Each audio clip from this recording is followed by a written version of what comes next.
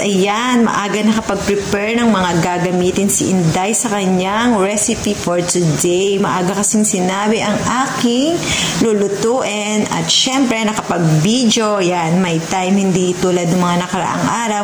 Hindi ako makapag-video dahil lagi akong kapos sa oras. Ayan, so ito, nagtapos ko na ang una at pangalawang procedure. Ang kosa, tinanggal ko ang laman. Ito na siya. Then, naluto ko na rin ang minced beef with roasted pine nuts. Ito yung ilalaman ko naman dito sa loob nito. And then, ipa-fry ko later. Marami pang procedure, kaya marami pa akong ingredients na nakaabang. So, ito naman ay yung kahapon. Dadalahin din to sa kabilang bahay. So, i-oven ko na lang to. Ito, ganito na lang. And then, ang white and brown rice ko, separate yan. Lulutuin mamaya. Ayan, guys. Thank you for watching and God bless. Bye! Hello guys, ayan, tapos na ang isa pang procedure. Nalagay ko na ang meat sa loob ng kosa. Mamaya ay frying naman tayo. Ayan guys, nasa frying procedure na tayo ng kosa. Kailangan mag-brown yung kanyang skin.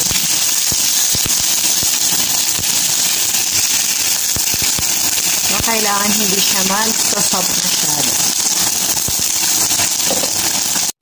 So, ayan guys, na-fry na ni Inday. Ayan, iboboil naman yan after nung frying.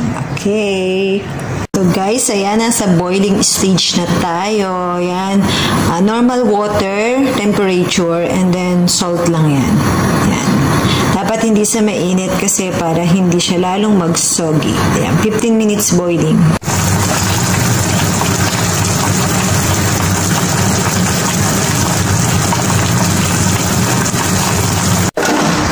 Guys, ito na yung aking yogurt sauce. Ayan. And then, ito na yung kosa. Mamaya ilalagay ko na yan sa yogurt.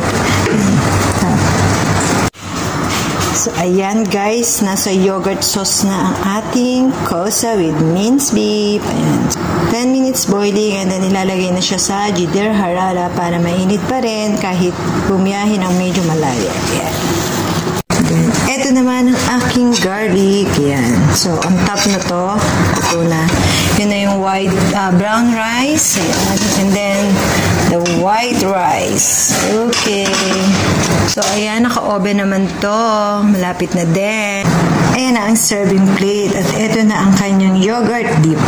Okay. So, ito na yung aking mga pang-garnish. Ito yung kailangan ko pa to para sa kosa. Ayan guys, so nire-ready na kasi nung oras na mamaya-maya nandito na ang aming amo para kunin ang mga pagkain. Ayan guys.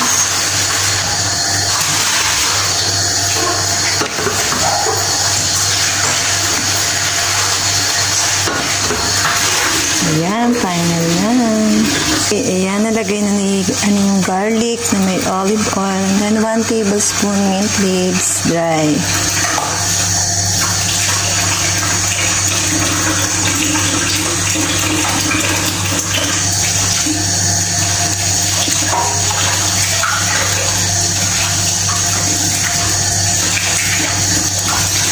And then ang pine nuts.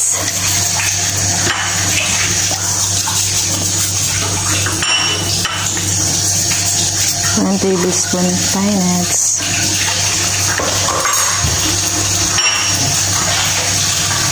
Tapos na. Ayan na. Ayan, ready na ang lahat para sa pagbiyahe sa kabilang bahay. Ayan. So, ito naka-open yan muna kasi para hindi crunchy kasi yan. So, para hindi siya lumambot, kailangan open muna. Tapos, pag mamaya yan. Ayan. So, tapos na mga niluto ni Inday. Ito yung white rice and brown rice. And then, yogurt sauce. Okay. Roka. Ayan. Everything is fine and ready. Bye. Thank you for watching and God bless all.